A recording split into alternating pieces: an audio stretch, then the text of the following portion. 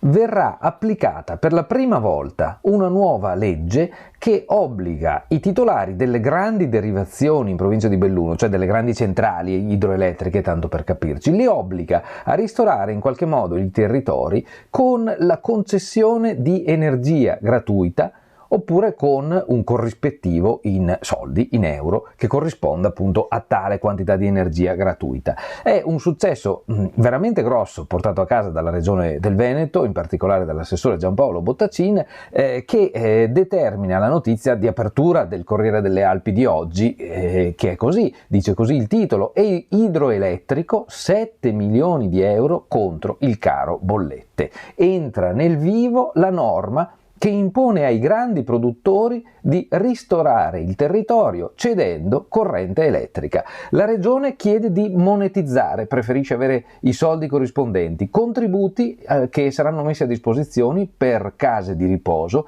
e famiglie in difficoltà proprio nel momento in cui è più pesante il caro bollette.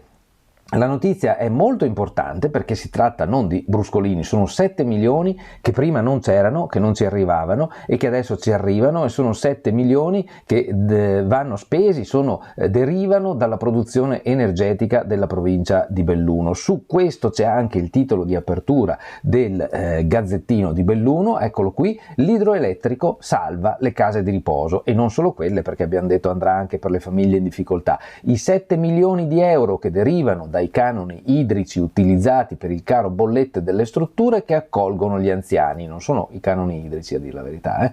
È la prima volta che la regione applica la legge, la nuova legge, obbligando i concessionari delle grandi concessioni a pagare la quota in energia elettrica o in euro.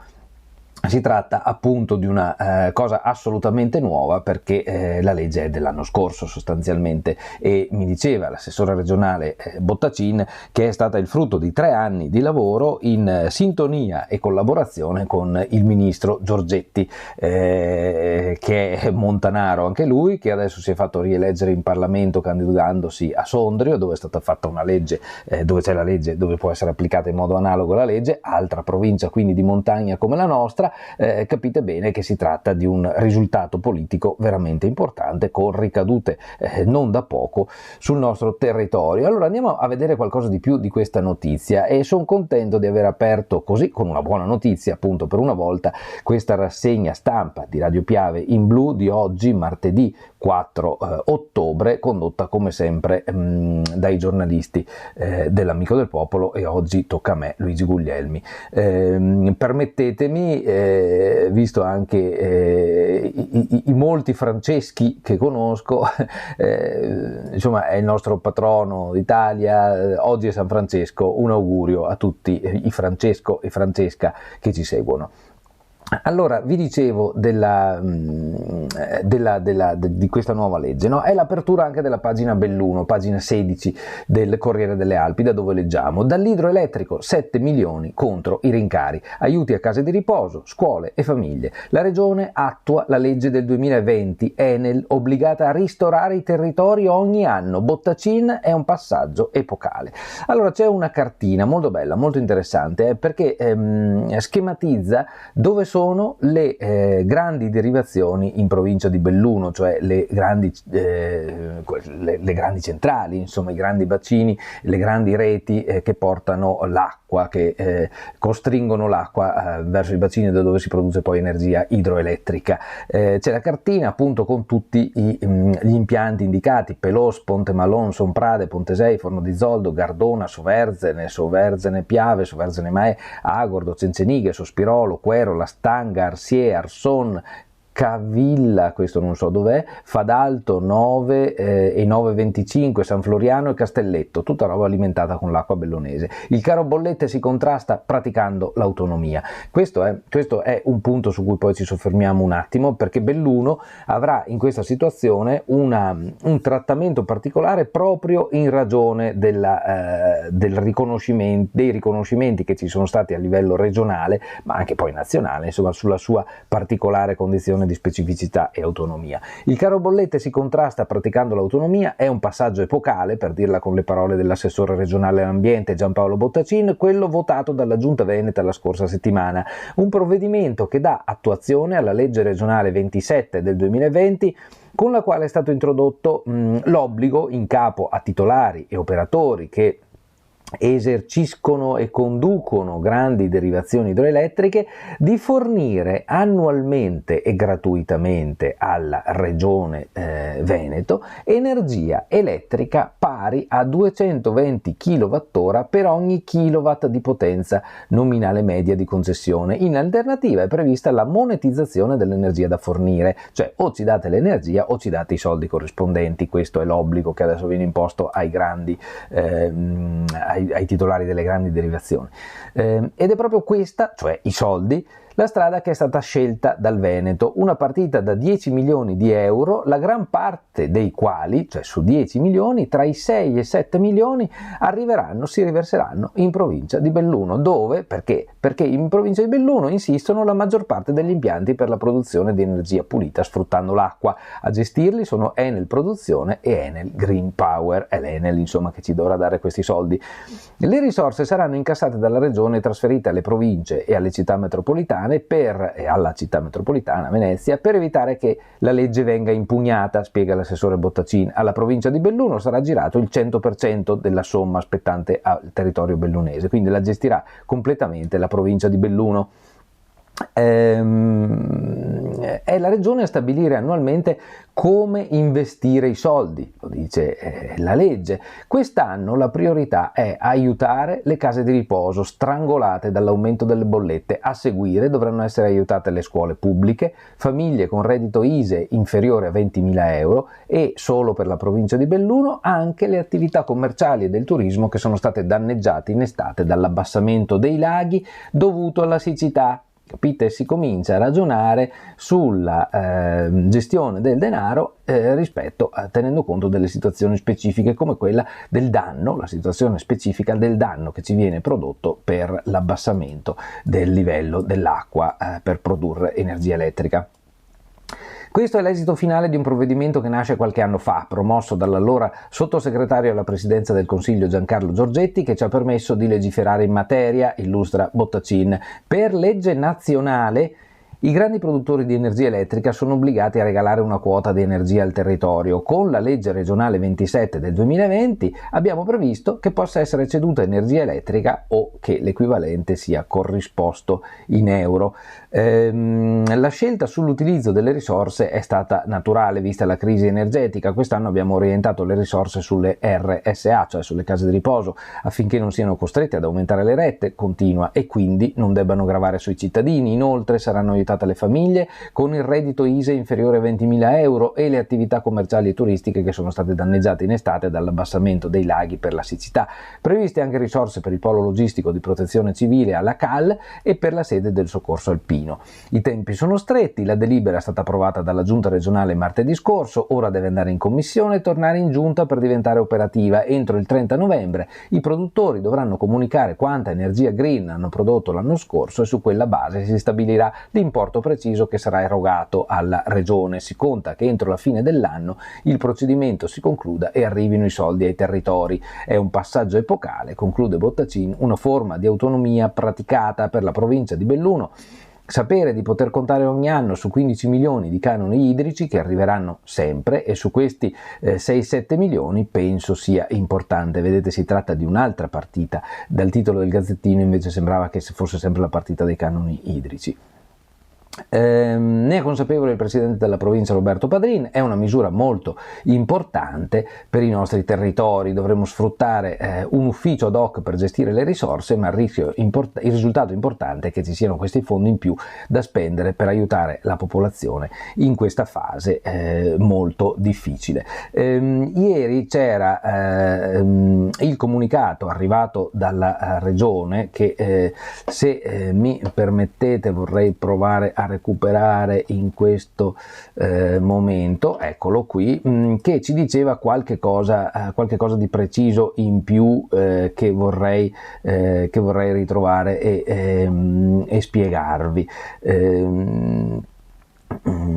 E si tratta di questo. La Regione spiegava che i criteri attuativi della legge prevedono che il territorio di Belluno, che è la provincia in Veneto in cui ci sono più grandi derivazioni, cioè 24 per una potenza nominale complessiva di 382.000 kW, provincia di Belluno, che gode anche del regime di autonomia differenziata sancito dallo Statuto della Regione, sia assegnata l'intera quota relativa all'energia ivi prodotta.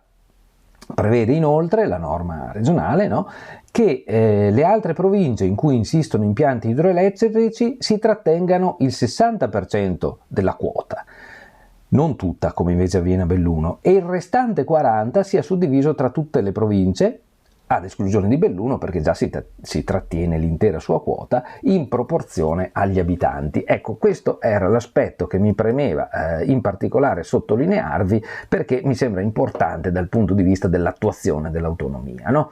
Poi si parla delle grandi concessioni, l'autonomia atto primo, il secondo arriverà nel 2029 quando scadranno le grandi concessioni idroelettriche, lo ha ricordato ieri l'assessore regionale Giampaolo Bottacin, a scadenza sarà la regione a gestire gli impianti, in provincia ce ne sono 15, dice qui, collocati lungo l'asta del Piave e qui c'è un po' un elenco, no? Ci sono due possibilità, un bando, ma prevediamo anche la possibilità di una gestione in house, ha detto.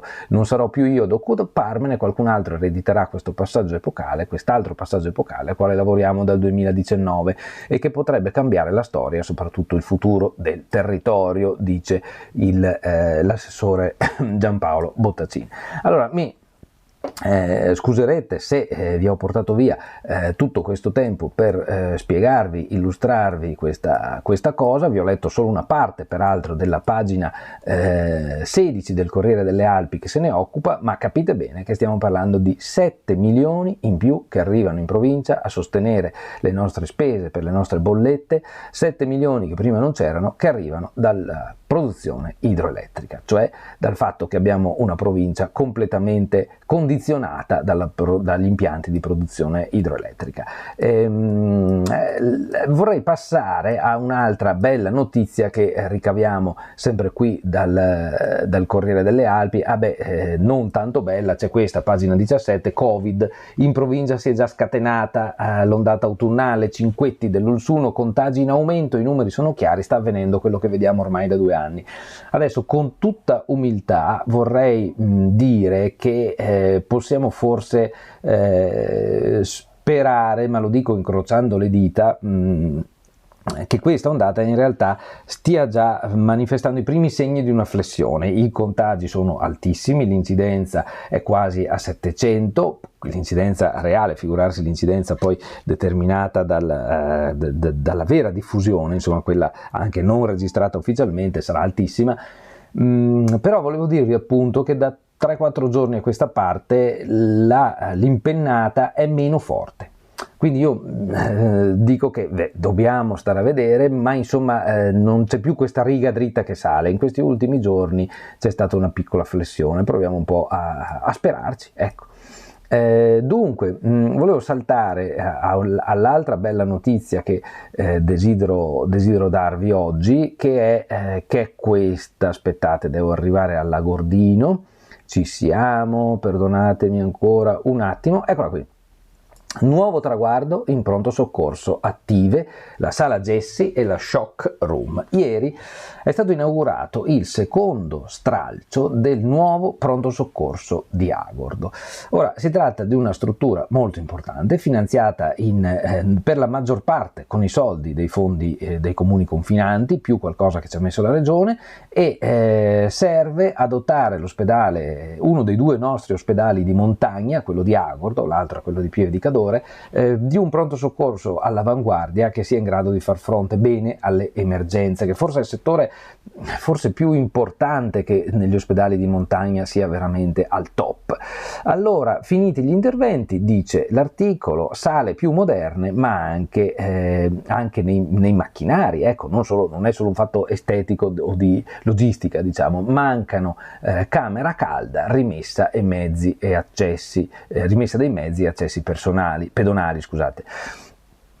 Alla fine del 2020 dalla fine del 2020, dice l'articolo a firma di Marcella Corrà, ciao Marcella, sono in corso importanti lavori di ristrutturazione al pronto soccorso di Agordo che si svolgono in contemporanea e fianco a fianco con l'impegno quotidiano dei sanitari in un settore delicato come quello dell'emergenza e urgenza medica, disagi e sacrifici che la direttrice generale dell'ULSS, Maria Grazia Carraro, ha riconosciuto ringraziando il personale del pronto soccorso a partire dal primario Edoardo Rossi che regge il reparto insieme a quello di Feltre in attesa del concorso per la nuova nomina, perché Rossi è primario a Feltre ma è stato chiamato a reggere anche quello di Agordo finché non ci sarà nuovo primario.